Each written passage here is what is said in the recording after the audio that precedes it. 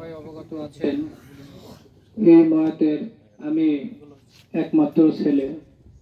তো আমার আব্বা এই সমাজে সবার সাথে মিলেমিশে চলেছে এবং চাকরি লাইফে তার সহকর্মীদের সাথেও মিলেমিশে চলেছে। যদি তার মনের অজান্তে যদি কোনো কিছু করে থাকে আপনারা প্লিজ মনে ক্ষমা করে দিবেন।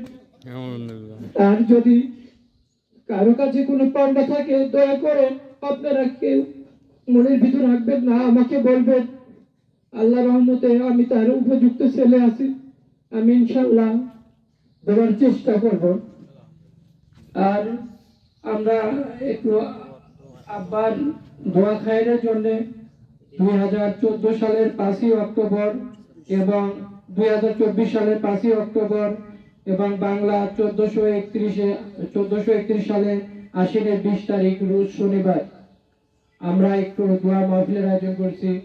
এই সবাই এই মাহফিলের যত লোক আছে সবার দাওয়াত, আপনারা এসে দুটা ডাল ভাত যেটাই হোক খেয়ে দিয়ে আমার বাবার জন্য দোয়া করবেন। আসসালামু আলাইকুম, সবাই দোয়া করবেন আমার আব্বার জন্য, আর কিছু বলার নেই।